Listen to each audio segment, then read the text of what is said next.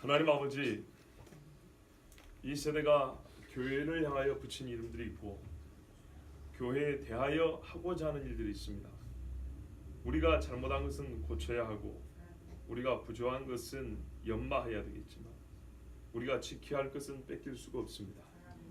허락하신 말씀 오늘도 우리가 읽고 우리가 반드시 지켜야 할 것, 피 흘리기까지 싸워 지켜야 할 것 우리에게 가르쳐 주시고 우리가 그 일을 행할 수 있도록 진짜 군대가 될 수 있도록 인도하여 주시옵소서. 예수 그리스도의 이름으로 기도합나이다. 아멘. 오늘 설교를 준비하면서 준비한 말은 아닙니다. 그런데 이 단에 올라오니까 생각이 났습니다. 그리고 꼭 이 말을 해야 되겠다 싶었습니다. 우리 중고등부 아이들이 흰돌산 기동 갔다 오면서 많은 은혜를 처음 했죠. 근데 우리 이제 전도사님이 갔다 온 후기 이렇게 은혜를 받았다 얘기를 하는데 그 중에 하나 받은 은혜하고는 조금 다른 것인데요. 그 흰돌산 기도원이 어느 교회 거죠? 예, 연세중앙교회죠. 그러면은 그 연세중앙교회 담임 목사님 누구냐면 윤석정 목사님이지 않습니까? 제가 알기로 70이 넘으신 것 같은데요. 분명히 저희 아버지보다는 위시니까. 그런데 물론 연세가 많고 본인이 개척했고 거기 중직자들이 다 이 목사님이 젊을 때 어릴 때부터 가르쳐 키운 사람들입니다. 그러니까 항전직 임직할 때 보니까 반말로 하더라고요. 그냥 예를 들면은 미호가 일어나봐 그러니까는 권사 임직 받을 분이 얘 긁고 일어난다고요. 아시겠죠? 예, 아론이 일어나봐 그러면은 안수 입사 오늘 임직 받아야 되는데 예, 너 오늘 앞으로 교회에 무슨 일 있는데 그분이 아마 무슨 목공 송거 운영 같은 뭐 그런 느낌이었어요. 제가 옛날에 들었는데 그때 어떻게 할 거야? 달려오겠습니다. 분명히 그렇게 한다 했다. 예, 앉아. 이런 식이에요. 그런데 지금 제가 그게 부러운 게 아니고 제가 그때 본 거하고 이번에 우리 전도사님 본 거하고 어떤 공통적인 중요한 원리가 있기 때문에 그 기도원에 한 그 수련회를 마치면 한 여전도에서 전부 와서 청소를 깨끗하게 하고 올라간다 그래요. 나눠가지고. 이게 보통이 아니죠. 그렇죠? 서울에서 수십 명인데 수백 명 한 팀이 내려와서 싹 청소하고 간다 그래요. 무슨 말이면 일사불란뿐만 아니라 절대적인 단합이 돼 있는 거예요. 그런데 거기에 뭐가 덧붙이냐면 제 입으로 말하면 좀 곤란한데요. 그냥 우리 전도사님의 느낌을 제가 들은 대로 드린 말씀. 왜냐하면 오늘부터 설교는 조금 여러분 정말 신뢰가 아니면 들을 수 없고 좀 인내력이 아니면 이 한 번 듣고 이러면 안 되기 때문에 지금 말씀드립니다. 이제 마지막 시대를 싸우려면 그 교회가 모델이라고 보기는 어렵지만은 최소한 갖춰야 될 것은 본 교회 목사에 대한 어느 정도 신뢰가 있어야 되는지 알겠다 그랬어요. 이 정도 신뢰가 없으면 앞으로 외부에서 들어오는 그 힘들에 대하여 대항할 힘이 없겠구나. 무슨 말이면 절대적인 단합과 절대적인 신뢰가 아니고서는 반드시 외부에서 들어오는 무언가에 산산조각이 날 것이다. 적어도 이 정도의 단합, 이 정도의 신뢰 이거 아니면 우리 교회는 지금 몰려오는 어둠에 뭐라고요? 지배하는 빛이라 했죠? 이거는 택도 없는 이야기예요. 별 탄압이 없어요. 연세중앙교회 누가 뭐라 합니까 지금? 그런데도 이렇게 절대적이에요. 그러면은 만일 전쟁이 일어난 다음에 여러분 국가가 어떻게 해야 되겠습니까? 완전히 뭉쳐야 되죠. 그렇지 않으면 그런 국가는 망하죠. 그렇죠? 그런데 평상시에도 이런 절대적인 뭉침이 있어야 이런 사역이 가능한데 만약에 우리에게 전시와 같은 상황이 펼쳐지면 연합도 없고 신뢰도 없고 단합이 없으면 과연 이게 가능하겠는가? 자중질환입니다. 지금 여러분 설교 제목에서부터 보시면 알겠지만은 세상을 향하여 그래 해보라고 지금 하는 얘기입니다. 교회를 향한 세상의 목소리에 맞서보겠다는 지금 내용입니다. 안 들어봐도 아시겠죠? 자, 그런데 이와 같은 상황에서도 우리가 절대적으로 하나가 안 된다. 그리고 여러분이 지금 적지 않은 시간을 같이 했는데도 여전히 의심스럽다. 제가 의심스러우면 앞으로는 이런 싸움을 아예 할 생각을 안 해야 됩니다. 그러니까는 무슨 싸움이 일어나면 우리는 그냥 졌다 하고 손들면 됩니다. 왜냐하면 역사 수천 년 역사를 봐도 내부에서 분란이 일어나는 나라치고 이기는 나라가 없고 살아남는 나라가 없습니다. 예수님이 가르쳐줬죠. 귀신도 자기들끼리 싸우면 망한다. 귀신 쫓을 때 하신 말씀 기억나시죠? 그 구질구질한 귀신의 나라도 자기들끼리 싸우면 망한다고요. 하나님의 나라가 어떻게 세워집니까? 절대로 서로 마음이 다르거나 말이 다르거나 뜻이 다르거나 그러면 안 됩니다. 지금 제 말은 오해하지 마세요. 제가 무슨 독재하겠다는 얘기는 아니에요. 그게 아니고 각기 성향과 개성이 있지만은 신앙관에 있어서 그리고 성경을 가지고 세상을 바라보는 데 있어서 큰 줄기는 통일돼 있어야 된다는 얘기입니다. 그렇지 않습니까? 세상의 정당도 정강, 정책이 같은 사람들이 모이는 겁니다.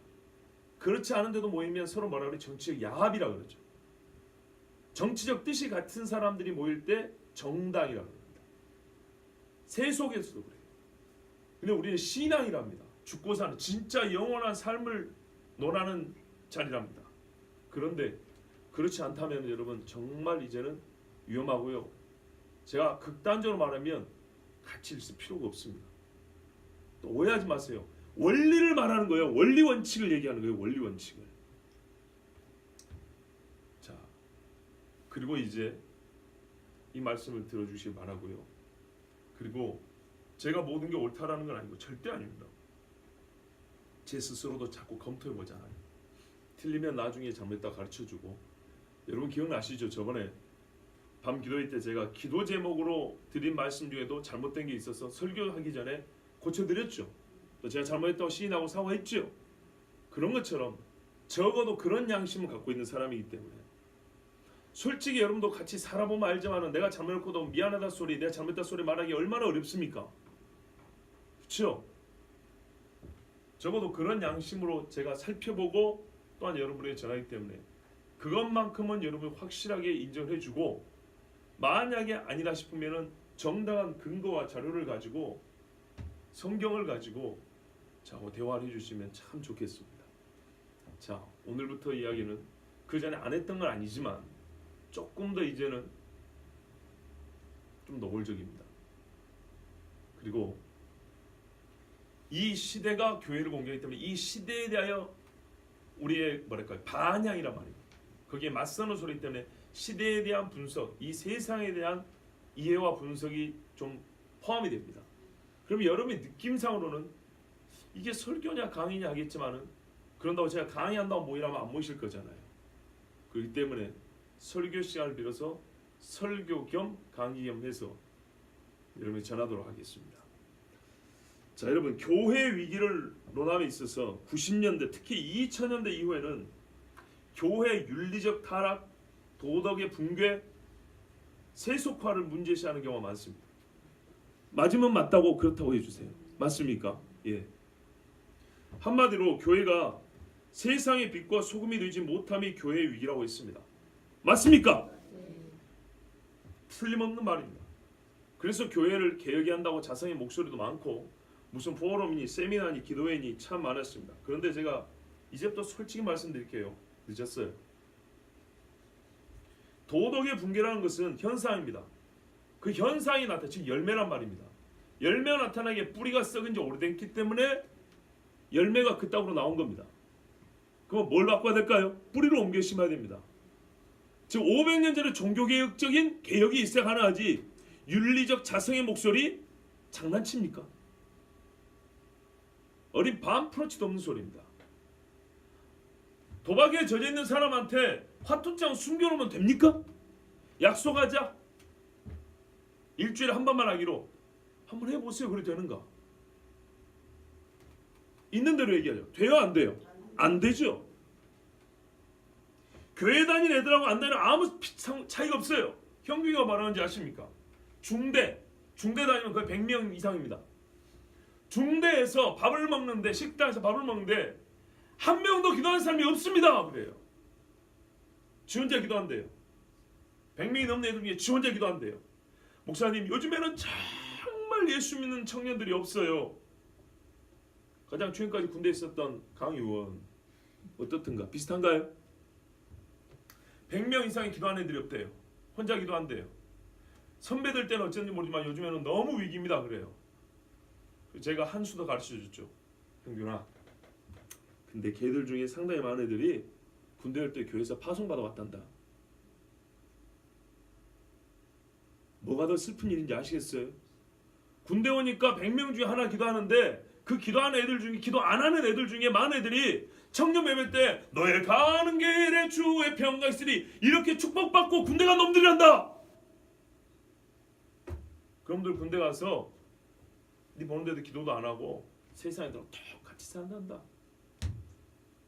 자, 그럼 어떻게 바꿀까요? 네? 각 교회 청년들 회장들 막 군대 찾아다니면서 신방하고 그러면 될까요? 어림도 없는 소리죠. 근본부터 신앙이 잘못됐기 때문입니다. 애들한테 퍼먹인 데만 정신을 채웠기 때문입니다. 옛날 중고등부 사역할 때 그 교사들이 날 보자마자 자기들의 공로를 얼마나 스스로 치하를 하든지. 내용이 뭔지 아십니까? 우리 애들이 엄청 잘 먹어요. 내가 닭꼬치를 구운 게 몇 개인지를 몰라. 다 내가 먹여 키운 애들하고. 그러게요. 그 선생님 기도하는 거 한 번도 못 봤어요. 그놈의 새끼들 청년부에 올라온 줄 아십니까? 10명 보내놓으면 한두 명 올라옵니다. 뭐가 틀려먹은지 알치겠죠. 도덕성 붕괴 늦었어요. 윤리의 타락, 세속화, 이건 무너진 것들 하나씩 하나씩 보수한다고 되는 문제 아니에요. 여러분, 오늘 말이 좀 거칠다고 그러지 마세요. 그럼 대안을 마련해 보시고 뭔가 한번 해보세요. 분석하는데 시간이라도 좀 써보시라고요. 우리 신앙이 어찌나 지켜질 거냐 고민이라도 좀 해보시라고요. 그리고 서로 그런 얘기를 하세요. 그런 이야기를. 신앙의 핵심이 무너졌기 때문에 그와 같은 현상이 나타난 것이지 그 현상 고친다고 되는 게 아닙니다. 그럼 어찌해야 됩니까? 아드 폰테스, 본래의 샘물로 근원으로입니다. 이게 종교개혁 정신입니다. 근원으로 돌아가야 한다. 그래서 솔라가 나온 겁니다. 솔라 피데, 솔라 그라치아. 오직 은혜로, 오직 말씀으로, 오직 믿음으로. 그래서 나온 겁니다. 그 공식 외우듯이 무슨 단어장 외우듯이 외우는 게 아니에요. 최소한 이 5가지 원칙이 우리 신앙의 본질로 가르쳐지고 실행이 돼야 제대로 된 신앙을 회복할 수 있다고 해서 말한 겁니다. 아시겠죠? 면죄부 판다고 면죄부 판매 금지 이런다고 고쳐지는 게 아니라는 거예요. 신앙이 은혜라는 걸 깨달아야 되는 거고요. 성경을 아니고 그림 그려놓고 천지창조 이랬어. 할아버지가 나와서 손가락 이런 게 이게 천지창조예요? 성경을 못 읽겠단 말이에요. 성경을 읽혀주면서 태초에 하나님이 천지를 창조한 이러고 가르쳐야 이게 오직 성경, 이게 종교개혁, 즉 교회개혁이 되는 거예요. 이 새끼들 무겁다고 헤드폰이나 들고 다니면서 성경도 안 들고 다니고, 예? 대형교회 가보세요. 저도 휴가 갈 때 대형교회 가끔 가보거든요. 성경 가져오는 사람이 없어요. 나레이션 읽어주지, PPT 띄워주지, 목사가 성경 읽을 때마다 성경 안 찾고 전부 다 찾아주지, 편하게 앉아서 영화 보러 왔습니까? 예배 수고가 없는 예배라. 수고가 없는 예배. 수고가 없는 요리가 맛이 없고 감동이 없듯이 수고가 없는 예배를 하나님 앞에 드렸어요. 사울 맛도 못한 예배예요. 그렇게 가르쳐놨는데 얘들이 세상에서 누가 흉보면 거기서 기도하겠어요? 성경 보겠어요?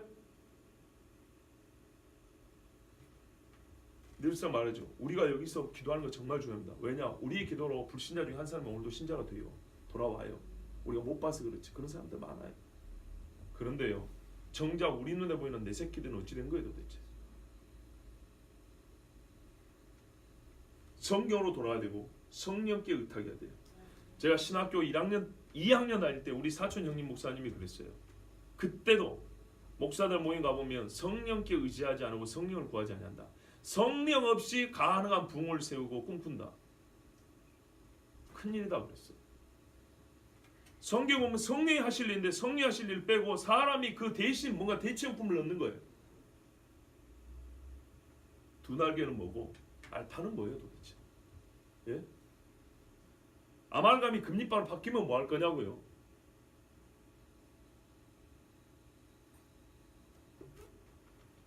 자, 오늘날 이외에 그러니까 어디로 돌아가는지 아시겠죠? 성경으로, 성령으로. 아멘. 근데 또 하나의 위기가 있어요. 제가 오늘 주목하는 것은 이 부분이에요. 그동안에도 부분적으로 말씀드렸지만 이 위기가 깊고 이제는 앞으로 당면한 문제인데요. 그게 뭐냐면 이제 외부에서부터 우리 스스로 빛과 소금이 못한 것뿐만 아니라 외부에서부터 이제 약해진 교회를 보고 때가 되었다 싶어서 교회 붕괴를 꾀하고 있다는 겁니다. 교회 붕괴. 여러분, 하나님은 악을 선으로 바꾸신다는 거 아시죠? 요셉 때 그랬죠. 그런데 또 인자들 게 있습니다. 그것만 아니냐, 하나님은 악은 악대로 심판합니다. 그래서 우리가 지금 겪고 있는 이 교회의 위기는 우리가 저지른 아까 그 도덕의 붕괴, 윤리적 타락, 말씀을 똑바로 가르치지 않은 것, 사람의 종되었던 것, 그에 대한 하나님의 심판이에요. 그러면 교회는 반드시 약해져 있고요. 외부에, 즉 마귀에게 틈을 벌려준 꼴이 되고 있어요. 하나님은 어떻게 해요? 너희가 마음에 나를 두기 시작하면 나는 그 상실한 마음대로 둔다 그랬죠. 그게 한 개인에만 해당된다고 생각하십니까? 교회와 국가에도 해당됩니다. 다윗이 하나님에게서 마음을 상실해서 떠나버릴 때 어떻게 되는가 봐보세요. 히스기야가, 요시야가 하나님 앞에 그 마음을 오로지 할 때 어떻게 되는가 보시라고. 반대로 근본은 거기에 있는 거예요. 그래서 우리의 죄로 말미암아, 우리의 악으로 말미암아 지금 교회는 스스로 약해져 버렸고 또 하나님의 징벌을 받고 있기도 합니다. 그러나 지금이라도 우리가 하나님께 돌아간다면 하나님은 이 위기조차도 어떻게 하실까요? 손을 바꾸겠죠. 그러나 저는 이렇게 달콤한 사탕을 여러분에게 처음부터 던지고 싶은 생각은 없어요. 그리고 쉽게 말해서 그렇게 사탕을 던져줘도 문제는 뭐 해야 된다고요? 회개하고 돌아가야 된다는 것인데 이것이 그리 쉬운 일은 아닙니다. 또 하나, 마귀는요, 선도 악으로 바꾸는 놈이 마귀입니다. 악은 더 악으로 바꾸고요, 세상에 교회가 없고 하나님이 없는 사람들의 마음을 더욱더 부추겨서 예수를 팔아먹고자 하는, 팔아먹게 하는 마음을 집어넣기까지. 무슨 말이에요? 예수님 파괴죠. 아시겠죠? 예수 죽임입니다.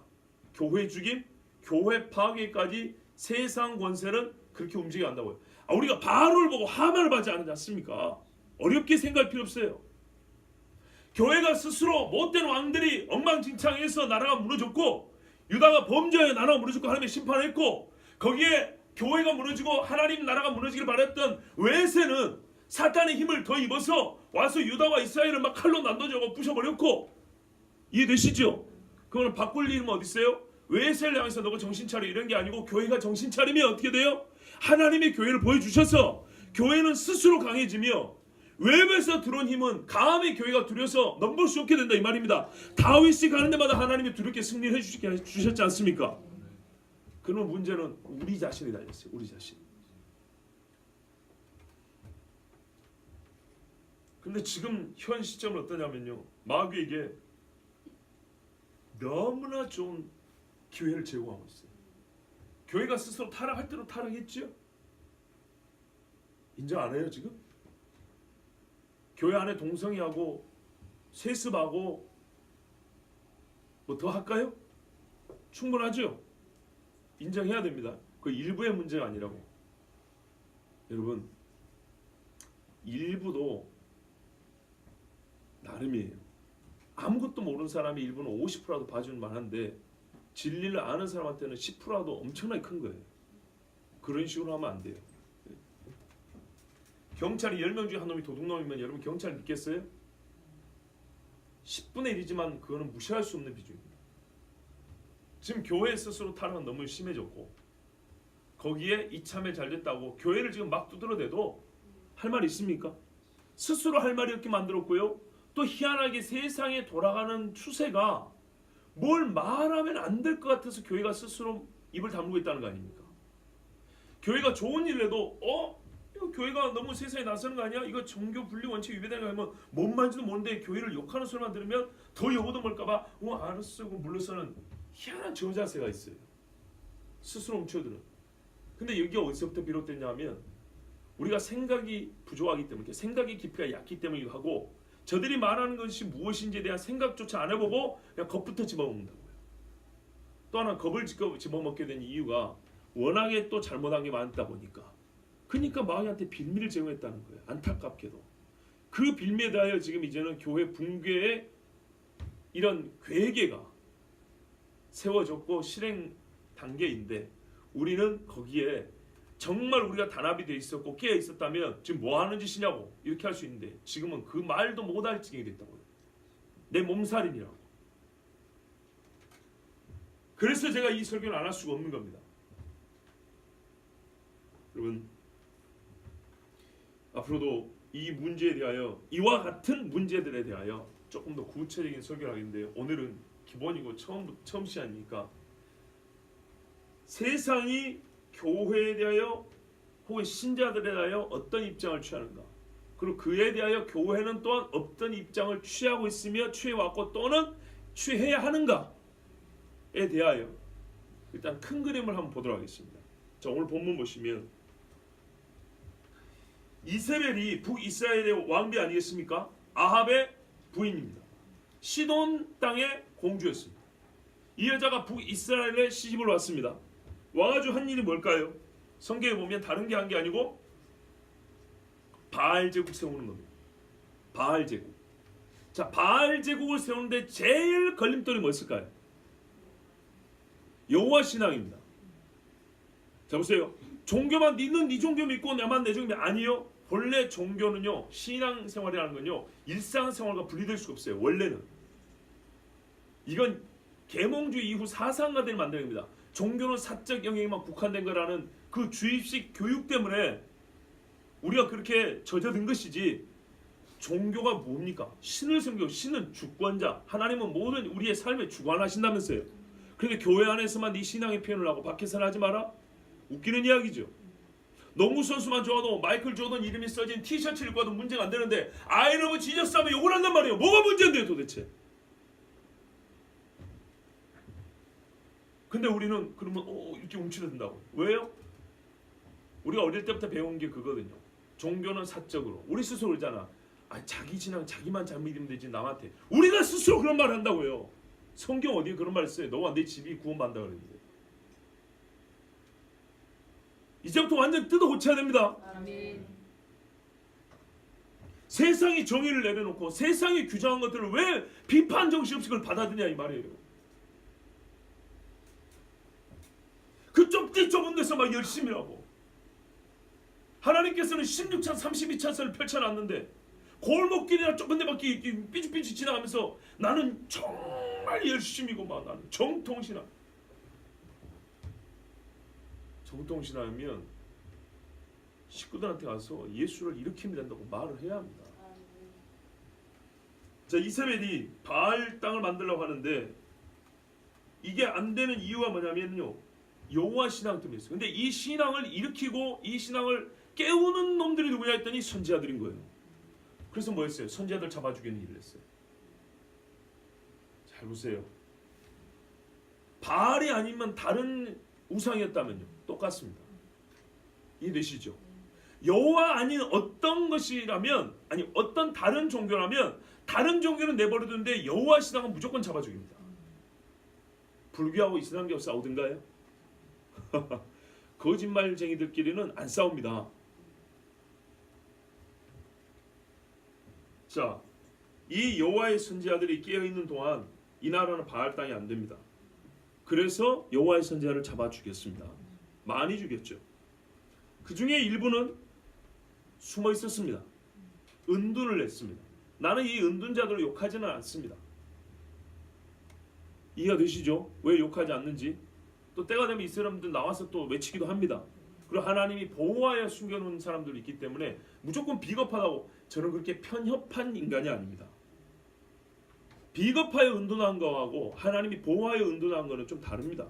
나는 그래서 이 은둔한 사람들을 욕하지 않습니다. 단 어떤 유형이 있는가를 보자는 겁니다. 자, 보세요. 국가 또는 제국의 교회에 대한 입장과 태도와 그에 반하여, 즉 그 제국의 반대편에 서 있는 교회가 어떻게 입장을 취하는지. 물론 이거 구약 신앙이지만은 우리 교회를 대입해도 크게 차이가 없습니다. 두 번째 보시면 자 열왕기상 22장 6절 한번 보십시오. 우리 본문 있죠. 22장 6절에 같이 읽겠습니다. 시작. 이스라엘 왕이 이제 선지자 400명쯤 모으고 그들에게 이르되 내가 길르앗 라모스에 가서 싸우랴 말랴. 그들이 이르되 올라가소서. 주께서 그 성읍을 왕의 손에 넘기시리이다. 아멘. 역대하 18장 5절에도 같은 말인데요. 이게 뭐냐면 이 이세벨의 남편 아합이 전쟁을 하러 가는데 남유다 여호와를 경외하는 여호사밧하고 같이 지금 전쟁 준비를 한단 말이에요. 근데 이 사람은 하나님께 물을 마음이 없어요. 아합은. 근데 여호사밧은 하나님을 경외하는 왕이기 때문에 아합에게 물어봅니다. 둘이 사돈지간이거든요. 여호와께 물을 만한 선지자가 이스라엘 땅에 없습니까? 보아하니 별로 안 보인단 말이죠. 근데 순식간에 400명을 모았어요. 아니 이세벨이 다 쳐 죽였는데 이 400명은 어디서 나온 거죠? 그래 나는 그들의 출처가 의심스럽고 과연 이들이 여호와의 선지자인지 상당히 의심스럽죠. 어쨌든 그런다 치자고요. 그런다 치는데 이 400명이 나와서 뭐라 그랬습니까? 치소서 왕이시여 하나님의 왕을 축복하실 것입니다. 승리하실 것입니다 하고 막 삼지창까지 만들어가지고 언제 그거 만들어 왔을까요 집에서? 예? 왕이 뭐 물어볼 줄 알고. 근데 이거 와가지고 광장에 보세요. 왕 둘이 높은 보좌에 앉아있고 시위대와 신하들이 쫙 펼쳐있는데 그 사이에 마치 말이죠 무슨 우리의 가둬놓은 짐승처럼 그 가운데 400명의 여호와의 선지자들이 쫙 앉아있고 또는 서가지고 눈치 보고 말이죠. 뭐라 그래요? 여호와께서 왕의 승리를 주실 겁니다. 여기서 많이 본 모습이죠. 굴종. 이런 케이스는 국가나 정부가 자기 하고 싶은 일을 하는데 종교를 이용하는 겁니다. 신앙을 이용하는 겁니다. 우리나라도 꽤 많이 그랬습니다. 상당히 교회가 부흥할 때 다른 종교는 뒷전이고 교회 목사들을 불러다가 무슨 기도회니 저거니 하면서 그렇게 많이 이용해 먹었습니다. 그래서 교회가 오명을 많이 쓰게 된 거예요. 있는 그대로 보자고요. 있는 그대로. 이와 같은 케이스가 전 세계적으로 많을까요? 적을까요? 꽤 많죠. 자, 세 번째가 아까 읽은 열왕기상 18장 17절 18절입니다. 엘리야입니다. 잘 아시죠? 엘리야를 만났을 때 이 아합 왕이 뭐냐면 이스라엘을 괴롭게 하는 자여 너냐? 그랬다고요. 그래 엘리야가 뭐라 합니까? 내가 괴롭게 했냐? 왜 괴롭게 하는 자라 그러냐면 기근 때문에 그런 거예요. 3년 6개월 동안 비가 안 오잖아요. 가뭄의 기근. 그러니까 아합 왕이 정말 엘리야를 보기만 하면 죽여버리라고 그랬다고. 그래서 이 땅 이스라엘을 괴롭게 하는 자가 너냐? 그러면서 이 엘리야 이러고 있는데 엘리야가 당당히 말하래. 내가 이 땅을 괴롭게 한 게 아니라 네와 네 아비 집에 괴롭게 한 거 아니냐? 누가 이스라엘 백성을 가지고 바알을 숭배하게 만드래? 네가 바알을 숭배하고 여호와의 선지자들을 죽인 죄값으로 지금 비가 안 오는 게 아니야. 성경에 말했어요. 하늘은 노시고 땅은 철이 된다 그랬지 않냐? 지금 누구를 대항하는 거냐? 이렇게 맞선 자가 있습니다. 저항. 맞지요? 은둔, 굴종, 저항. 크게 세 가지 유형입니다. 교회는. 자, 근데 지금 우리가 한 나라를 봤습니다. 물론 이스라엘을 하지만은 이 나라는 남유다에 비해서는 소위 신앙이 좀 떨어집니다. 그렇죠? 상징성 있는 것이 부족합니다. 뭐가 없을까요? 성전이 없어요. 그러면 이거를 조금 크게 확대해서 우리식으로 말하면 이 나라가 비기독교 국가로 일단 치면 성전이 있는 나라 유다를 기독교 국가로 일단 그렇게 한번 가정을 해보겠습니다. 자, 성전이 없는 북이스라엘이 됐고요. 성전이 있는 남유다는 어땠을까요? 다윗의 직계 후손들, 소위 하나님의 백성의 적통을 잇는 이 나라는 어땠을까요? 보세요. 지금 무슨 말이냐면 저는 북이스라엘과 남유다가 소위 말하는 정치 체제가 다르다 그 말입니다. 예리하게 보자면 아시겠죠? 남유다는 적으로 성전 체제로 움직이는 나라라고요. 그런데 어떤 일이 있었냐? 우리가 또 다른 본문이죠. 열왕기하 16장입니다. 열왕기하 16장 10절에서 16절입니다. 스토리와 거기서 주는 이 통찰을 얻으면 됩니다. 시간 관계상 제가 읽을 테니 여러분 눈으로 따라 읽으시기 바랍니다. 아하스 왕이 아수르 왕 디글랏 빌레셋을 만나러 다메섹에 갔다가 거기는 제단을 보고 아하스 왕이 그 제단의 모든 구조와 재료의 양식을 그려 제사장 우리아에게 보냈더니 아하스 왕이 다메섹에서 돌아오기 전에 제사장 우리아가 아하스 왕이 다메섹에서 보낸 대로 모두 행하여 제사장 우리아가 제단을 만든지라.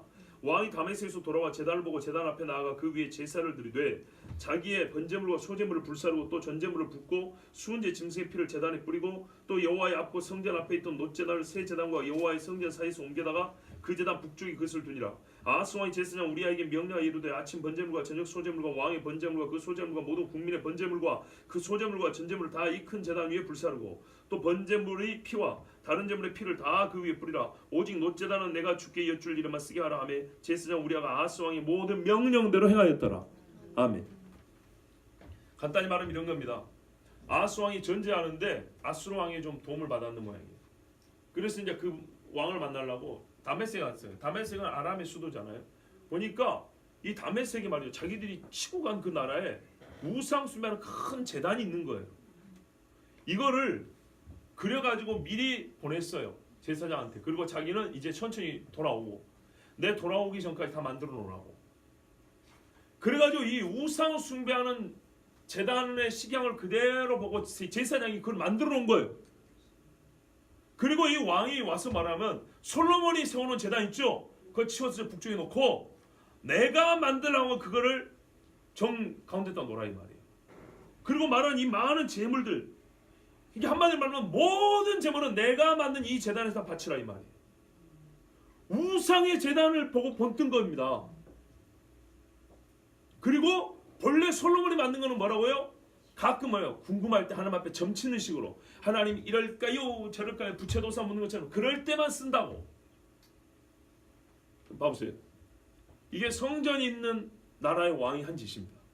자기 멋대로 살아가려 할 때 가장 최후의 보루, 뭐랄까요? 결정적으로 이게 바뀌면 내 뜻대로 되는 게 그게 뭐예요? 성전이에요. 성전제도. 성전의 제사법이 바뀌면 이 나라는 내 손 안에 드는 거나 진배 없는 거예요. 근데 이에 제사장이 어땠어요? 굴종했어요. 그런데 또 다른 왕이 있어요. 역대하 26장을 보십시오. 열왕기하에도 있지만은 기록이 좀 짧아서요. 역대하 26장 16절에서 21절입니다. 691쪽쯤에 있습니다. 제가 읽겠습니다. 그가 강성하여짐에 그의 마음이 교만하여 악을 행하여 그의 하나님 여호와께 범죄하되 곧 여호와의 성전에 들어가서 향단에 분향하려 한지라. 제사장 아사랴가 여호와의 용맹한 제사장 80명을 데리고 그의 뒤를 따라 들어가서 우시아 왕 곁에 서서 그에게 이르되 우시아여 여호와께 분향하는 일은 왕이 할 바가 아니요 오직 분향하기 위하여 구별함을 받은 아론의 자손 제사장들이 할 바니 성소에서 나가소서. 왕이 범죄하였으니 하나님 여호와에게서 영광을 얻지 못하리이다. 멋지죠? 우시아가 손으로 향로를 잡고 분향하려 하다가 화를 내니 어디 감히 왕 앞을 막냐 이 말이죠. 그가 제사장이 화를 낼 때 여호와의 전한 향당 곁 제사장들 앞에서 그의 이마에 나병이 생긴지라. 대제사장 아사랴와 모든 제사장이 왕의 이마에 나병이 생겼음을 보고 성전에서 급히 쫓아내고 여호와께서 치심으로 왕도 속히 나가니라. 우시아 왕이 죽는 날까지 나병 환자가 되었고 나병 환자가 되면 여호와의 전에서 끊어져 여호와의 전에 앞으로 들어가지도 못했어요. 별궁에 살았으므로 그의 아들 요담이 왕궁을 관리하며 백성을 다스렸더라. 아멘. 자, 아하스 왕이 힘이 생기니까 뭐 하려고 그랬어요? 우시아죠. 우시아가 힘이 생기니까 뭐 하려고 했어요? 예, 성전을 이용해 먹으려고 그랬어요. 앞에 아하스 왕은 성전을 더럽히고요. 이놈은 성전을 이용해 먹으려고 했어요. 그런데 이때 그러니까 왕권이 내가 이제 제사장 것까지 내가 이제 취한다 이 말이죠. 그런데 아사랴 대제사장이 막았어요. 저항해요. 엘리야 못지않은 멋있는 사람이에요. 아시다시피 왕한테 잘못 받고 목이 달아나는 제사장이 몇 명입니까? 자, 여기까지 우리 말씀해 주시는 소결론입니다. 성전이 있는 나라라도 권력가가 더 큰 권력을 탐내고 자기 마음대로 나라를 쥐락펴라 할 때는 먼저 성전을 장악하려 했다는 사실. 다르게 말하면 여호와를 경배하고 제사하는 곳으로서의 성전의 기능을 마비시키고 오직 자기 권력 유지와 확대를 위한 도구로 성전과 종교를 이용하려 했다는 것입니다.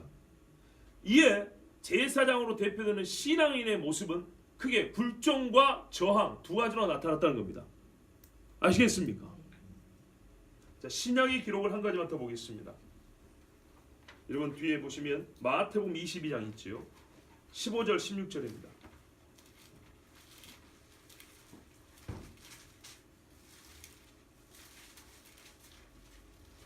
마태복음 22장 15절 16절 같이 읽습니다. 이에 바리새인들이 가서 어떻게 하면 예수를 말의 올무에 걸리게 할까 상의하고 자기 제자들을 헤롯 당원들과 함께 예수께 보내어 말하되 선생님이여 우리가 아노니 당신은 참되시고 진리로 하나님의 도를 가르치시며 아무도 꺼리는 일이 없으시니 이는 사람을 외모로 보지 아니하심이니이다. 아멘. 예, 뭐 이 참 간교한 사람들의 이야기에 대해서도 우리가 예측에 마태복음 강의 때 말씀 잘 드렸습니다. 근데 여기서 볼 게 주목할 게 뭐냐면요, 바리새인은 종교인이고 헤롯 당원들은 정치인들입니다. 정치인과 종교인이 서로 평상시 아주 앙숙이거든요, 이 사람들은. 근데 예수 잡는 데는 어떻게 해요? 연합하여입니다. 순식간에 하나가 됩니다. 지금 세계 돌아가는 걸 보면 종교가 다양하지만 그 다양한 종교들끼리는 지금 엄청 잘 통합니다. 소위 복음주의적 기독교, 자유주의적 기독교 말고 복음주의적 기독교를 대항하여 아직도 살아있는 교회를 대항하는 데는 모든 종교와 사상들이 정치든 종교든 너무나 잘 어울리고 연합을 합니다. 한마디로 거짓말쟁이들은 진리를 훼손하고 진리를 붕괴시키고 하는 데는 이렇게 잘 모입니다. 하나 더 볼까요? 누가복음 23장 8절에서 12절입니다. 누가복음 23장 8절에서 12절입니다.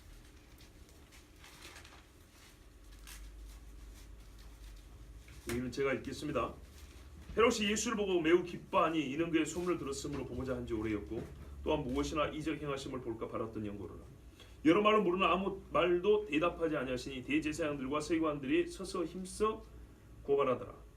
헤롯이 그 군인들과 함께 예수를 업신여기며 희롱하고 빛난 옷을 입혀 빌라도에게 돌아보내니 헤롯과 빌라도가 전에는 원수였으나 당일에 서로 친구하더니라. 아멘. 분명한 사실은 예수님이 여기서 아무 말도 안 한 것은 죽으셔야 했기 때문에 본래의 사명을 감당하기 위해서는 지금 침묵이 있어야 되는 상황이었죠. 예전에 논쟁하셨거든요. 그렇죠? 근데 예수님이 여기서는 진짜 의도적으로 침묵하신 거예요. 십자가를 가야 되기 때문에. 그러나 이제 외부에서 볼 때는 예수님이 너무 무력하게 보이죠. 저는 이 점을 지금 보고 싶은 겁니다. 교회와 즉 진리가 무력하게 보일 때는 대번에 어떻게 하냐?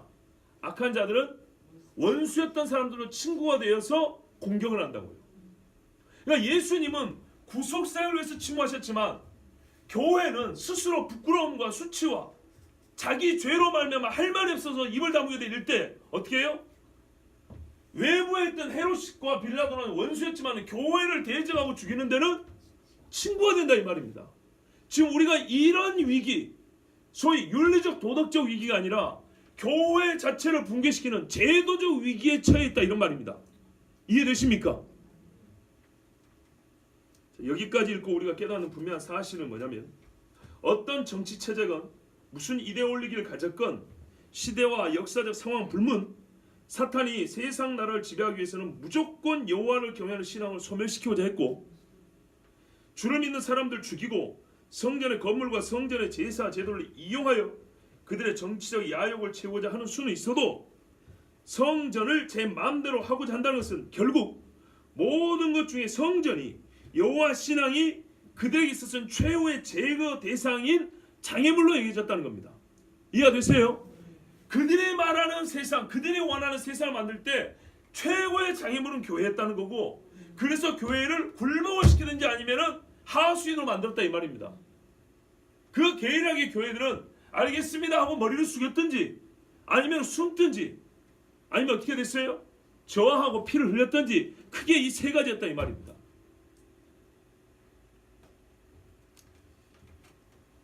자,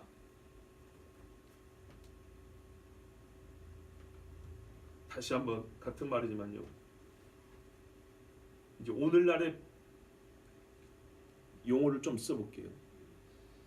사탄은 어떤 정치체든지 그의 도구로 활용하여 반하나님적 국가와 제국을 세우고자 할 때 하고 이때 당연히 교회는 최종적 제거 대상일 수밖에 없는데요.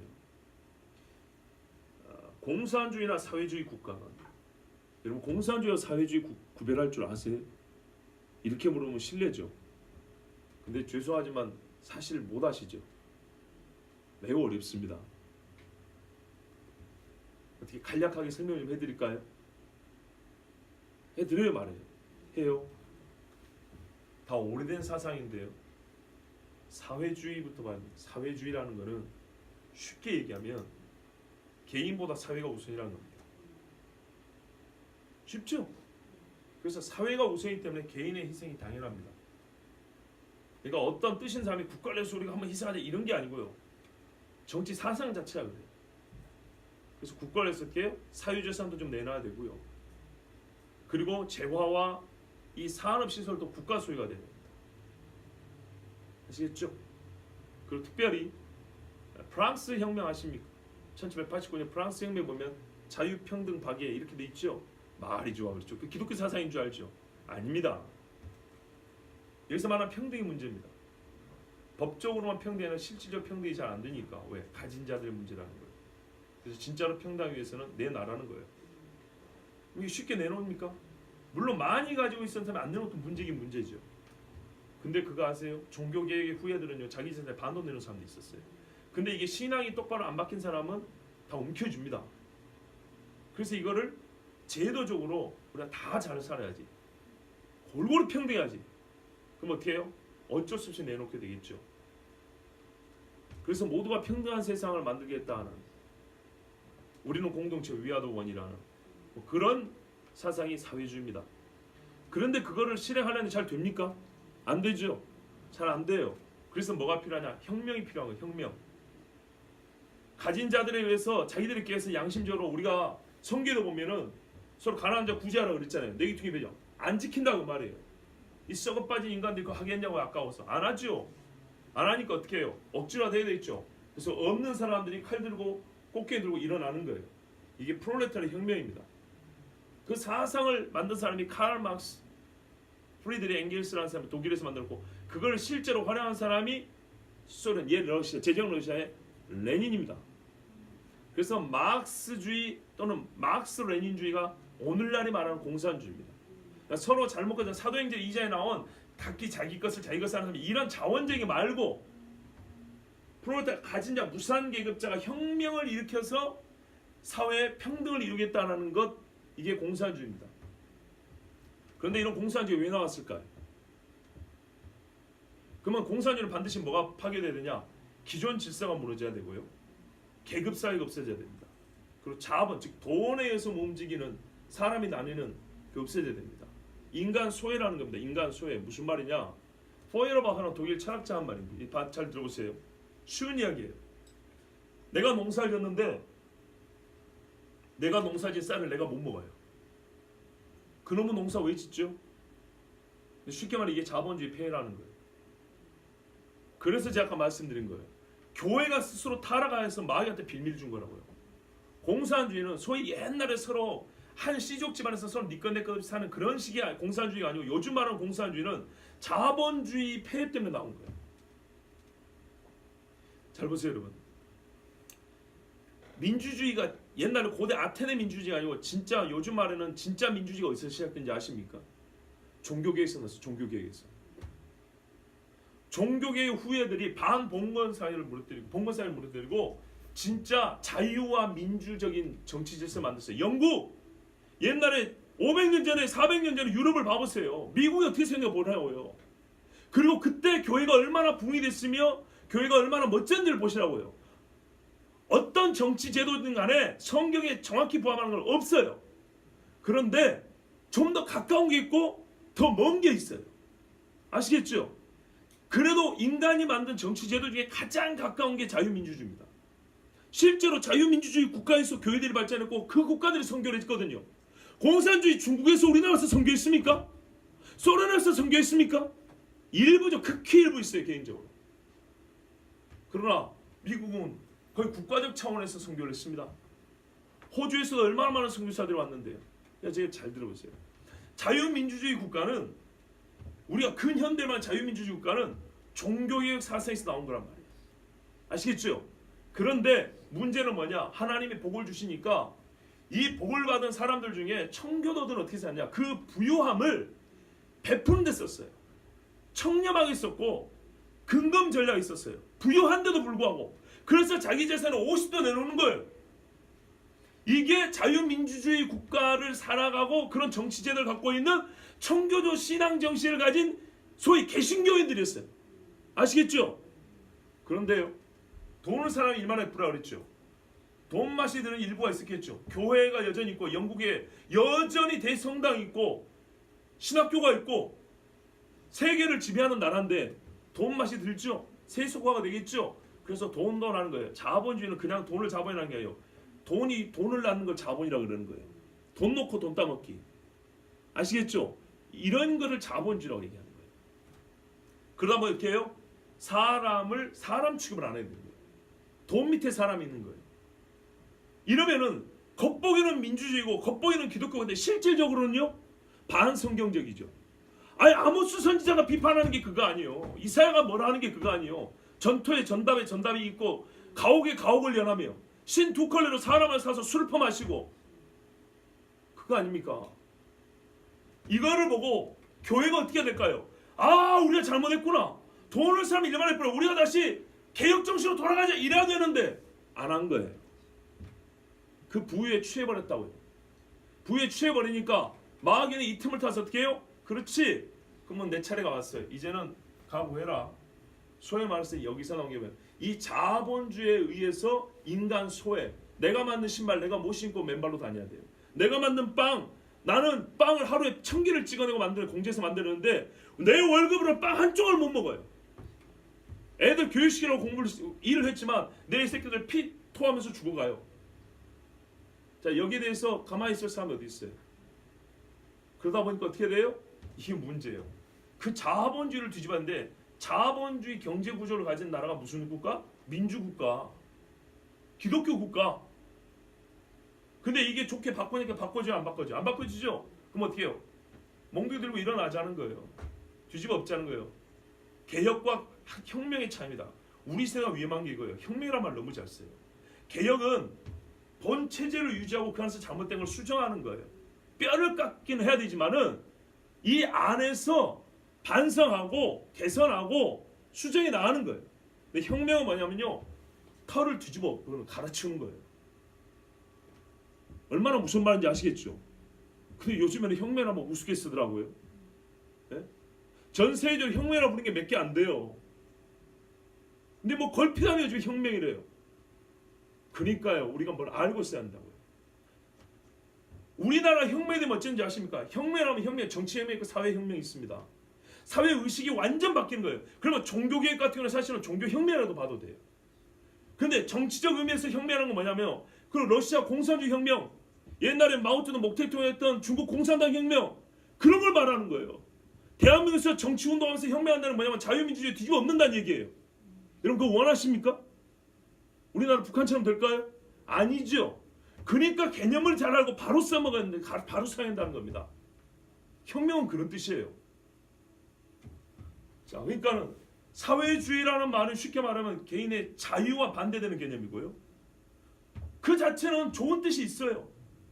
그런데 그게 이데올리가 되고 국가 정신이 되어버리면은 그렇게 가는 겁니다. 공산주의라는 것은 자본주의에 반대되는 거예요. 그런데 자유민주주의하고 자본주의가 연결되어 있고 사회주의하고 공산주의가 연결되어 있죠. 그죠? 공산주의는 사회주의의 아주 급진적인 형태란 말이에요. 근데 문제는 뭐냐? 둘 다 이쪽은 자본주의로 이 세상을 살만한 유토피아를 만들겠다는 거고 이쪽은 혁명으로 프롤레타리아 혁명으로 유토피아를 만들겠다는 그 사상 똑같은 거예요. 근데 교회는 반대하죠. 돈 돈하지 마라. 교회가 미울까요? 좋을까요? 밉죠. 한때는 좋았어요. 왜? 교회가 복을 외쳐줬거든요. 그러니까 우리가 어디 넘어간지 보시라고요. 교회가 복을 외쳐주니 자본주의 시스템이 발전되는데 너무 좋은 거예요. 그리고 30년 갔더니 어떻게 됐어요? 사람이 돈 밑에 있게 되어버렸어요. 5억 주면은 친구 배신할 수 있겠니? 예. 무슨 프로그램 중에 뭐가 있는지 아십니까? 부자가 나서 돈을 걸어요. 부부를 놓고. 돈을 얼마 주면 당신 아내와 내가 잠자를 할 수 있겠소. 미국 텔레비 방송 프로그램이에요. 16억을 주면 당신 아내를 오늘 하룻밤 나한테 줄 수 있겠어? 이걸 테스트하는 이런 미친 방송이 왜 나와야 됩니까? 이해가 됩니까? 400년 전 300년 전에 미국의 청교도 정신을 세운 그 나라의 지성인들이 이거를 보고 이게 기독교 국가를 하겠습니까? 공산주의는 당연하죠. 혁명을 해야 되는데 무슨 말이냐면 이거는 유물사상이거든요. 유물사관이라 들어보셨습니까? 유물사관, 사적 유물로 있는 여기 사라는 개인사가 아니고 역사할 때 사자입니다. 역사는 유물사관에 의해서 흘러간다는 거예요. 때가 되면 이 경제 구조가 이 사회의 모든 기반 틀의 기반이라는 거예요. 이 하부 구조라거든요. 그래서 경제 생산력과 생산 구조의 변화에 따라 사회는 발전하게 되어 있다는 거예요. 경제가 바뀌면 정치도 바뀌고, 경제가 바뀌면 종교도 바뀌고, 경제가 바뀌면 문화도 교육도 바뀌는 거예요. 아시겠죠? 근데 그 뒤바뀌는 뭐예요? 계급 철폐, 사유재산 없애, 모든 거는 서로 나눠먹기. 그렇게 해가지고 없는 자의 개혁을 이뤄서 참된 인간성을 회복하겠다. 그들의 목표는 나름대로 고창이에요. 참된 인간성 회복이라는 거예요. 그런데 그러다 보니까 어떻게 해요? 성경과 너무 또 반대되는 게 많은 거예요. 기본적인 진화론 사상과 유물사관인 거예요. 아시겠죠? 그런데 교회가 반대되니까 어떻게 해요? 교회를 엎어뜨려야 되겠죠. 근데 교회를 엎어뜨리니 교회가 만만하지 않잖아요. 그래서 교묘하게 기습으로 혹은 옆으로 우회해서 공격합니다. 이게 뭔지 아십니까? 이데올로기로 부딪힌 게 아니고 사람들의 문화, 소위 좀 구체로 말하면 성의식입니다. 성적 자유를 부르짖으라 합니다. 우리가 성억압이 되었다. 이제 성자유가 필요하다. 이 전통적인 기독교 사고에 의하면 우리는 성적 자유를 진정한 성적 자유를 누릴 수 없다. 우리가 성해방을 달라. 그래서 희한하게 사회주의나 공산주의 자체가 동성애하고 관계 있는 건 아니지만 기독교 파괴하는 데는 잘 뭉친다 이런 말입니다. 제가 지금 말하려는 거는 어느 한 정치 제도나 경제 시스템을 얘기하려는 게 아니에요. 모든 것이 사악한 자의 손에서 이게 도구로 이용될 때는 교회를 어떻게 무자백에 발방하는 그런 진짜 이 사악한 도구로 쓰이는지 악의 병기로 쓰이는지를 봐야 된다는 얘기예요. 자, 조금 더 좀 정리돼서 말씀드릴 거예요. 옛날에 식민지 세웠던 제국주의 국가들 있죠. 일본 있죠. 일본이 우리나라 다스리고 우리나라 지배하려고 할 때 마지막까지 골치 아팠던 조직이 어딥니까? 교회입니다. 교회.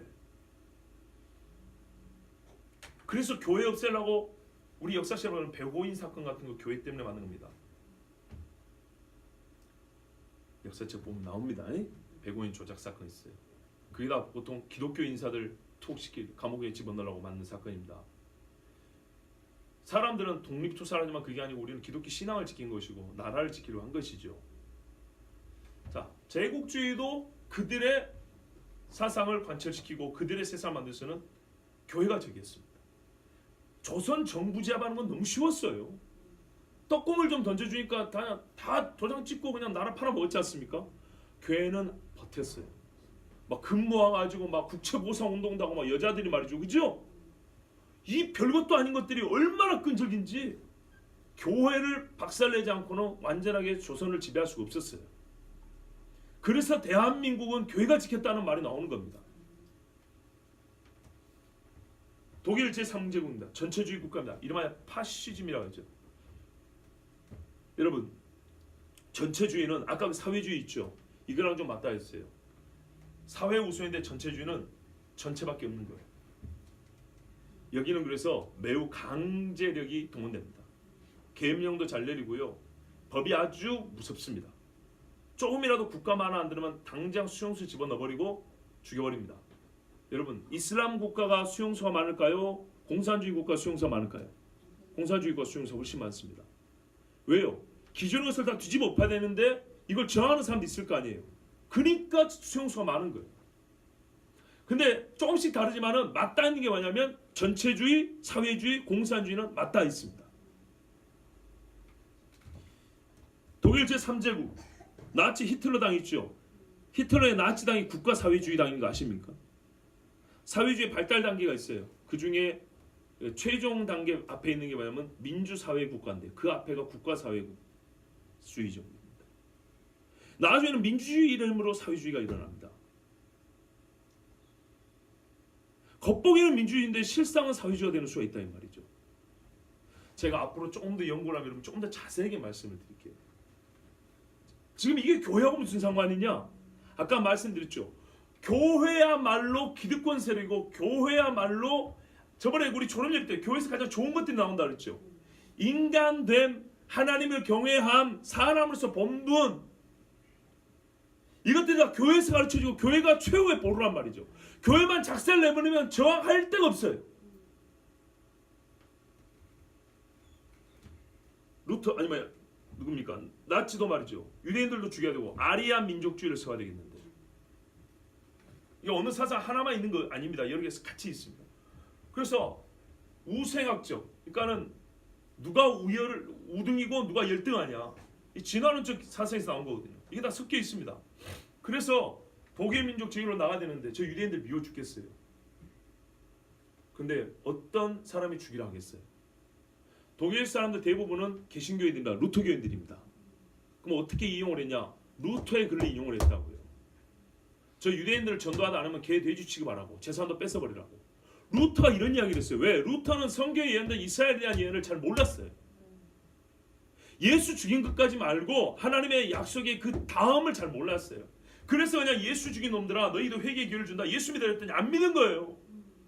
그러니까는 성질을 하니까 저것들은 개돼지 취급하라고 했거든요. 근데 이 루터의 글을 누가 이용했다고요? 나치 국가, 사회주의 국가, 그 사회주의 당이 루터 개신교의 목사들을 인용해가지고 유대인들을 죽이는데 써먹었다니까요.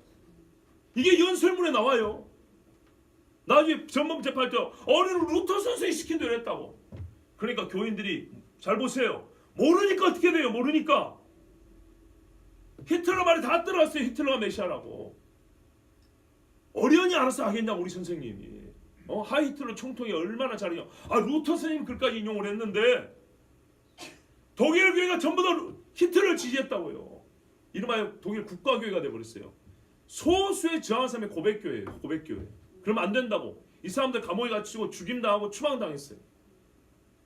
무슨 말입니까? 교회가 손아귀에 들어오니까 독일 제3제국 히틀러는 지 마음대로 해도 되는 거예요. 교회가 어디만큼 깨어있어야 되는지 아시겠죠? 공산주의 사회주의 국가 소련에서 몇 명 죽인지 아십니까? 제가 알기로 2천 몇백만이 나는데요.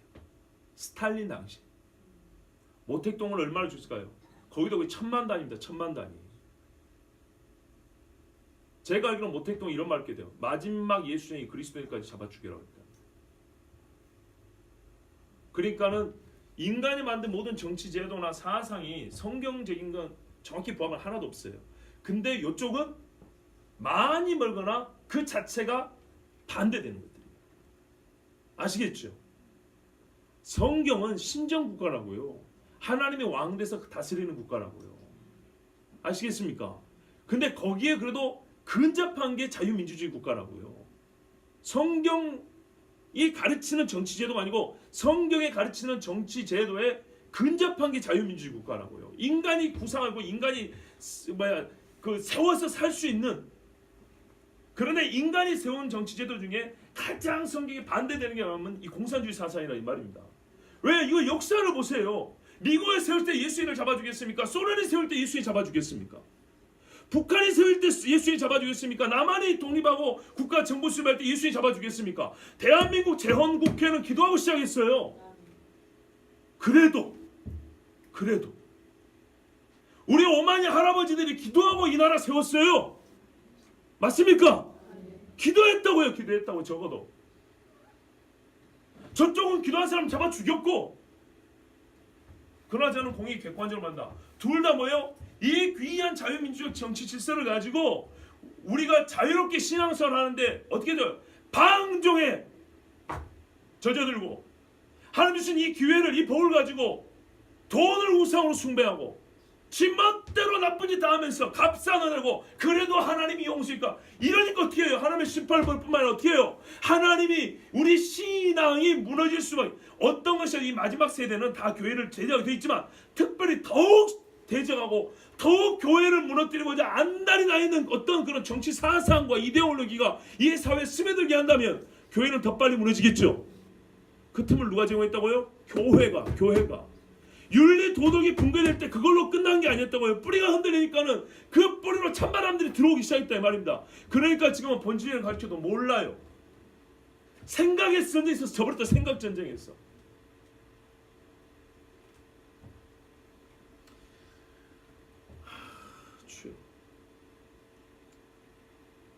여러분, 나치 헌법 24조에 우리는 어떠한 종교도 국가의 존속을 위태롭게 하지 않거나 게르만 민족의 선량한 풍속 및 도덕에 위반되지 않는 범위 안에서 모든 신앙의 자유를 요구한다. 신앙의 자유는 어디에 있으라고요? 게르만 민족 정신 안에 들어있으라는 겁니다. 우리가 게르만주의가 똘똘뭉쳐 우리는 게르만으로 살 거니까 이게 바로 전체주의 사상입니다. 지금 북한도 뭡니까? 종교의 자유? 종교학과도 있습니다. 근데 뭐라고요? 공산주의 정치제도 안 했어. 옛날에 계몽주의 사상에서 칸트 같은 철학자들은 종교의 자유, 이성의 한계 안 했어. 이게 사람의 생각입니다. 근데 요즘에 교회가 신앙의 자유를 어디에서 우리가 지금 누리고 있는 거 봐봐요. 너희들의 세계 안 했어.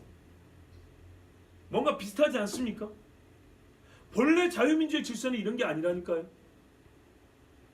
근데 요즘에 타인의 자유에 대해서 타인의 의사표현에 대해서 우리가 또 인권을 존재 이러니까 근데 희한해요. 다른 사람들은 자유의 범위가 넓어지는데 교회만 좁아지고 있어요. 왜 그럴까요? 그러니까 이런 걸 읽어내려면 미안하지만 여러분 사상에 대해서 좀 알아야 된다는 말입니다.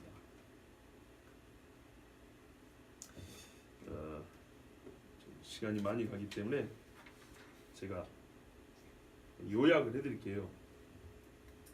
지금 시대는요. 적그리스도의 세계 통합 적그리스도 체제가 가까우기 때문에 어떤 정치 체제와 경제 시스템을 갖고 있든지 간에 반성경적이고 반교회적인 그런 국가와 정치 제도의 운영으로 이렇게 추세가 그렇게 가는 것을 부인할 수가 없어요. 그런데 약간의 차이가 있는데요. 어떤 정치 제도와 경제 시스템을 갖고 있느냐에 따라서 그 속도와 강도의 차이가 있다 이 말입니다. 이해되시죠? 그런데 우리나라는 감사하게도 그래도 자유민주적 질서 안에서 신앙의 자유를 갖고 있었고 세계 선교를 감당하게 되어 있는데 그래도 그것도 마귀가 사용을 하면 자유라는 이름으로 충분히 교회를 탄압합니다.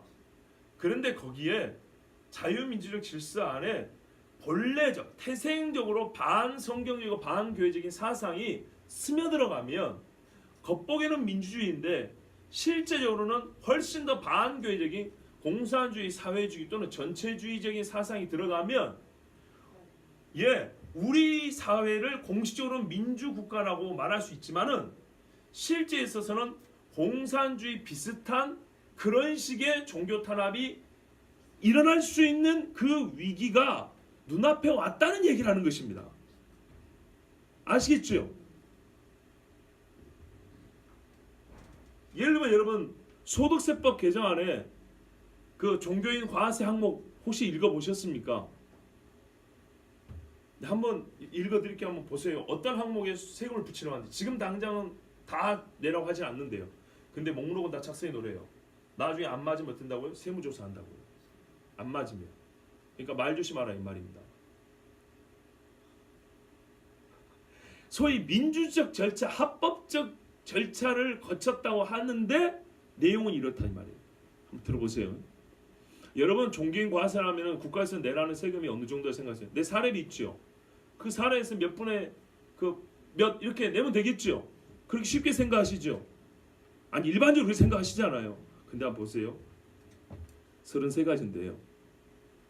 생활비, 사례비, 상여금, 격려금, 공과금, 사택공과금 이렇게 혹시라도 빠진 거 있으면 이렇게 따블레 거의 중복되듯이 하는 것들도 있어요. 휴가비, 특별 격려금, 아까 경력이 있었는 특별 경력은 뭐죠? 어떤 교회는 이런 것도 한가 봐요. 이게 왜 그럼 다른 종교는 왜 교회만 자기들을 해당한다고만 생각하냐? 항목을 읽어보면요, 이건 교회 맞춤형이 딱 느껴져요. 이사비, 건강관리비, 의료비, 목회활동비.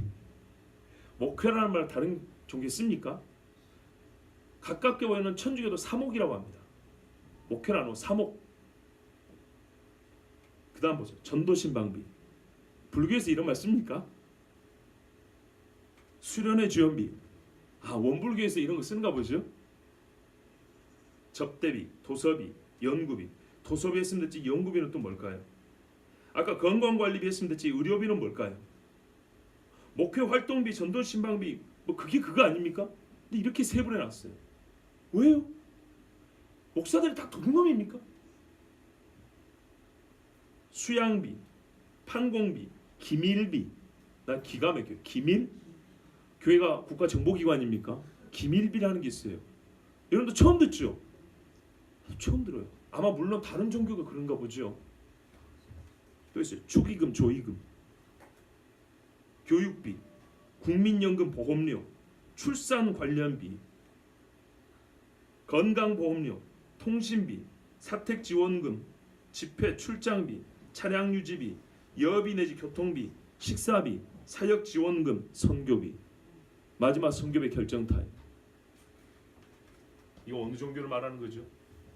이렇게 세밀할 줄 몰랐죠. 이거 나중에 출납장부 다 쓰라는 거예요. 이 세 가지에 대해서 일단 써놓으라는 거예요. 언제라도 보자 하면 볼 수 있도록. 그래가지고요, 1%라도 안 맞으면요, 안 맞은 건 안 맞은 거니까 법에 의해서 처단하겠다 하면 할 말이 있어요? 근데 여러분, 세상 어느 공기관이든 사기관이든 간에 이렇게까지 세금 내고 과세 목록표를 정해놓은 데 있으면 지금 당장 말씀해 주세요. 있습니까? 여러분 다니는 회사 이렇게 합니까? 근데 이게 탄압이 아니에요. 이 정신없는 인간들이 목사들이 세금 좀 내라는데 더럽게 그거 못마땅히 한다고. 더럽게. 이게 더럽게 해요? 예? 이게 목회 하라는 겁니까? 하지 말라는 겁니까? 하지 말란 소리예요.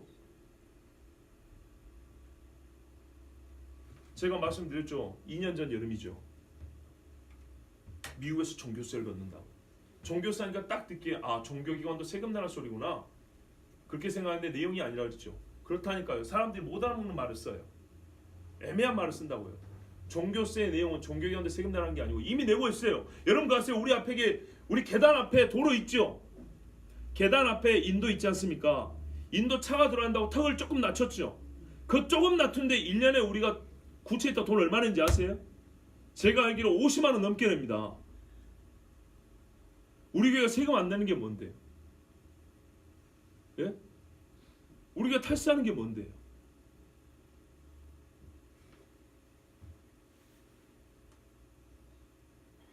제가 무슨 이야기 하려고 그랬죠? 2년 전에 종교세 내용이 그거였다는 아닙니까?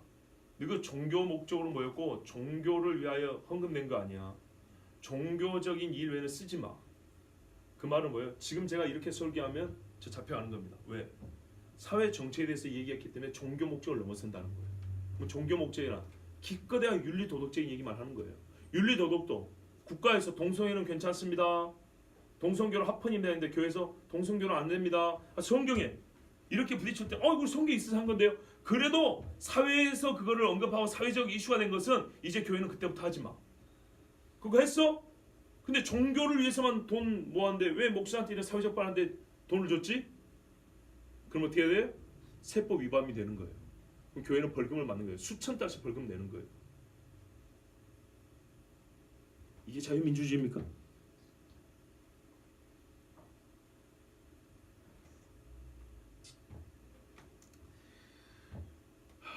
여러분, 한 가지만 더 말씀드리고 마치겠습니다. 요즘에 이런 말을 많이 씁니다. 포스트 모더니즘 할 때 나는 그 정도인 줄 알았어요. 근데 제가 청년들하고 이 스터디 공부를 하면서 옛날에 포스트 모더니즘 그 전에 구조주의와 그게 해체주의라는 게 있어요. 해체주의, 포스트 모더니즘의 극치는 뭐냐면 해체. 말 그대로 해체해버린 거예요. 무너뜨리고 없애버리는 거예요. 근데 나는 그것은 소위 구질서, 교회하고 큰 상관이 없는 줄 알았어요. 근데 그게 숨겨졌던 발톱이고 끝내 결국은 뭐냐면 교회 해체가 궁극적인 목적이더라고요. 대놓고는 안 해요. 근데 그들이 말하는 세상을 만들기 위해서 갈 때까지 가보면 맨 마지막에 가로막고 있는 게 교회예요. 그래서 끝내는 어떻게 하면 교회 해체 작업을 해야 되는 거예요. 교회 해체 작업을 할 때 그냥 제도와 종교 탄압, 이게 눈에 보이는 종교 탄압으로 들어가면은 어떻게 될까요? 저항이 심하겠죠. 그래서 애매하게 긴 듯 만하게 돌아가는 게 뭐라고요? 성을 앞서 내세운다고요. 성의 자유, 성혁명, 성정치, 이걸 가지고 나옵니다. 성해방. 근데 여기에 제일 좋아하는 사람은 세상 모든 사람이고요. 이거를 제일 걱정하고 반대하는 데는 교회란 말이에요. 그래서 자연스럽게 국가가 나서는 게 아니라 모든 사람들과 교회를 대치시켜 놓습니다. 그럼 교회는 어떻게 될까요? 소위 세상의 왕따가 되겠죠. 그러면 숨거나 굴종하거나 일부는 저항하겠죠. 그러면은 적그리스도의 어떤 이 정치 체제는 손 안 대고 코 푸는 격이 됩니다. 지들끼리 싸운단 말이죠. 지금도 보세요. 교회가 이렇게 나오니까 많은 사람들이 이제 시대가 변해서 그 괜찮 이런 또라이 같은 말을 하는 사람들 많이 있죠. 그러면서 한편으로는 국민의 안전을 보장한다면서 여러분 여권법 시행령이 개정 중인 거 아십니까? 여권법 시행령 그 내용이 뭐냐? 어떤 게 있냐? 위험한 국가를 가가지고 그 국가에서 요청하면 3년 동안 여권을 안 내주는 겁니다. 감춰진 뜻은 뭘까요? 위험한 국가 누가 가죠? 선교하는 사람들이 가죠. 일반 관광객들 잘 안 갑니다. 겉보기는 선교란 말 쓰지도 않았어요. 위험한 국가에 가가지고 위험한 일을 이야기하고 또 그 국가가 여러분 이슬람 국가가 기독교 너무 좋아하겠어요? 이 사람 좀 안 왔으면 좋겠어요. 그러면은 당장에 3년 동안 여권을 안 내줍니다.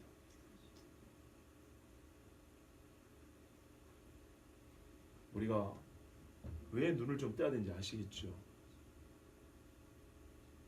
헌법 개정안 초안이 나왔습니다. 볼 게 많은데 그 중에 차별금지법 우리가 막는다고 난리했죠. 일반 법률입니다. 근데 차별금지법 아직 통과가 안 됐습니다.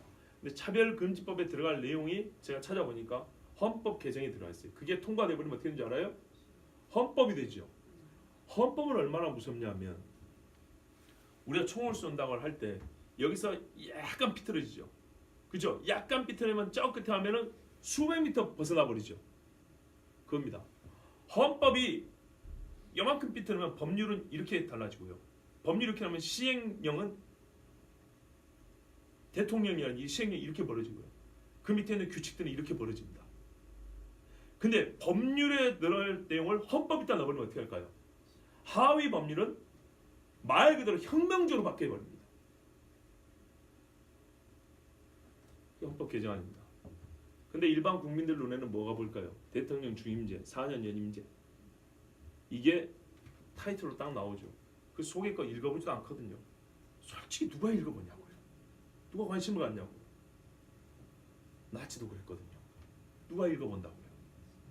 안 읽어봐요. 그냥 입맛에 좋은 거, 소위 기독교인은 비기독교인인 건 좋아할 만한 떡밥 앞에 딱 던져놓으면 그 뒤에 건 안 봐요. 여러분, 제가 준비해온 내용에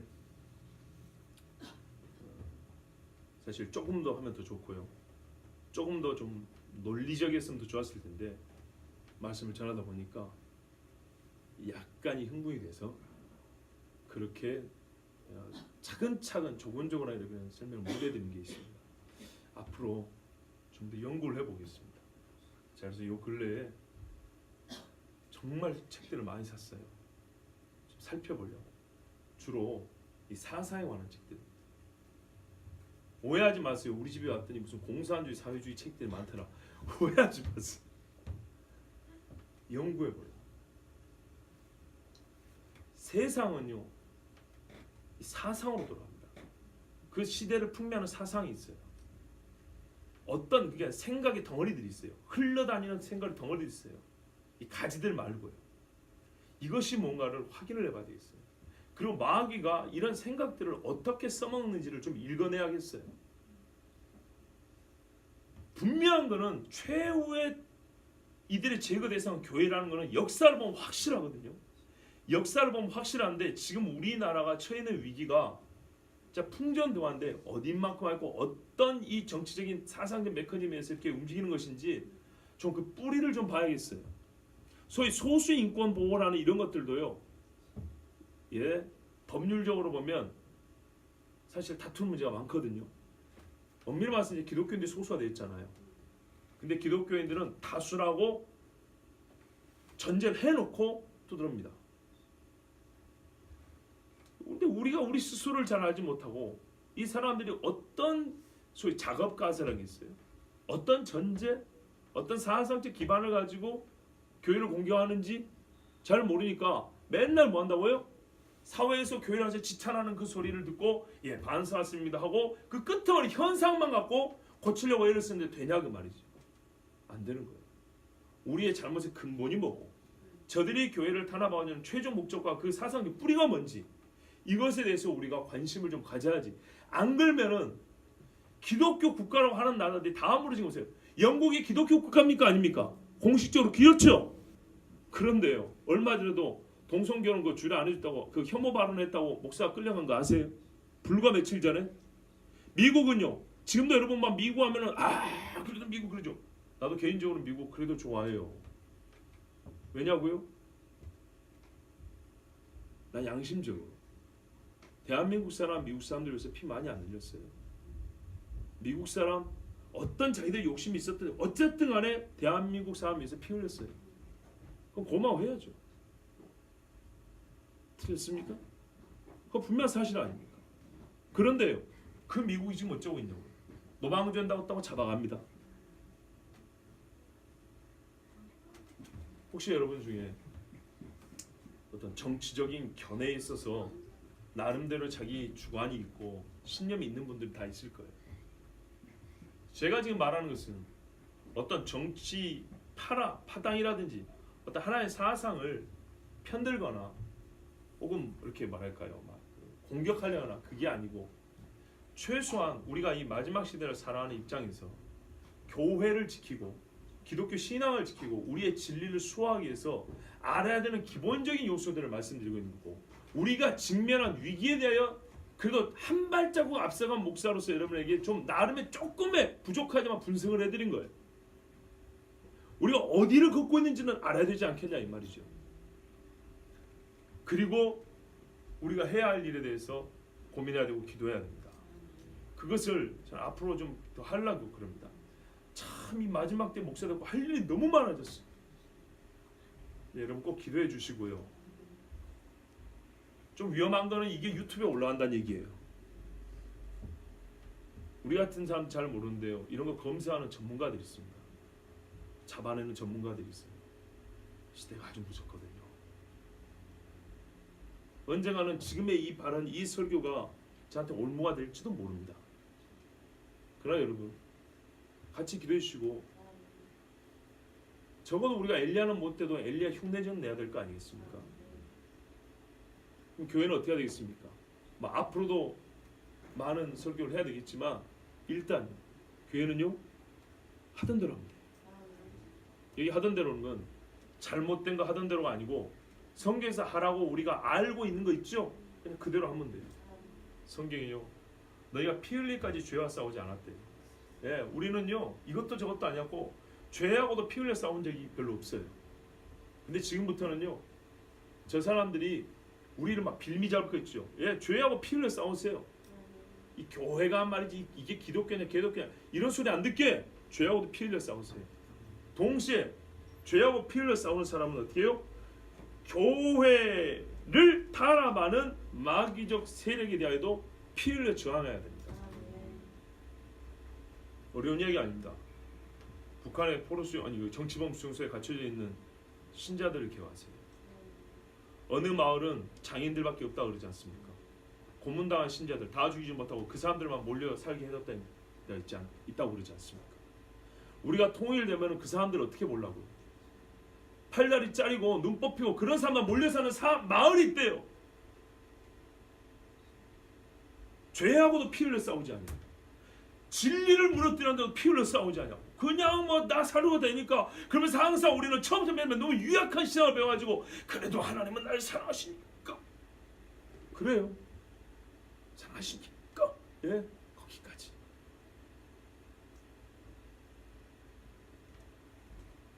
기도하십시오. 제가 지금 오늘 말씀드린 것은 최소한의 거치지만 또한 반전이 있습니다. 반전. 아수르 군대 18만 5천이 죽을 줄 누가 알았어요?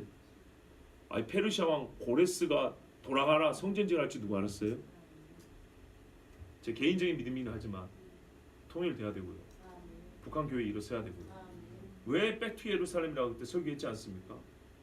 이 나라가 복음으로 마지막 한번 일어서야 한다고 나는 그렇게 소망하고 믿고 있거든요. 그렇다면 이대로 교회가 무너지면 안 되죠. 제가 전제를 했습니다. 나 개인적인 믿음이라고요. 제가 가지고 있는 신앙 안에서는 이 나라 교회가 그렇게 쉽게 무너지게 놔두지는 않습니다. 데살로니가후서 2장 말씀대로 지금은 막는 자가 있어가 끝에 가면 막는 자도 없어질 때 있겠지만 지금까지는 막는 자가 있다는 말씀이 지금 유효한 시대라고 저는 보고 있습니다. 그래서 대한민국 이런 위기인데요. 그런다 우리가 가만히 있으면 하나님 해주겠지 이러면 안 됩니다. 깨어서 기도하고요. 우리가 저항해야 될 건 저항해야 합니다. 우리가 스스로 뼈를 깎듯이 고쳐야 될 것들은 말 그대로 개혁할 건 개혁해야 합니다. 그러는 동안에 하나님께서는 대한민국 교회 한 번 더 분명히 사용하실 것이고 북녘땅에 교회를 세우실 것이고 정말 예루살렘과 세계 선교를 위해서 나는 분명히 하나님이 이 마지막 시대 한 번 부흥 우리에게 허락해 줄 걸 믿습니다. 그러나 성경에 뭐라고요? 내가 그러할지라도 너희는 기도해야 할지니 그랬습니다. 그냥 목사의 마지막 이 말에 괜히 가슴 부풀어가지고 그래 설마 교회가 이대로 그러면 망해요. 절박한 심정으로 하나님 앞에 기도해야 합니다. 그리고 우리가 의를 행해야 합니다. 그러면 한국교회 하나님께서 무너지게 놔두지 않습니다. 분명히 세워주시고 열방의 빛 가운데 그 중에 우뚝 솟은 빛으로 세워주시고 쓰실 줄로 믿습니다. 우리 하나님께 기도합니다.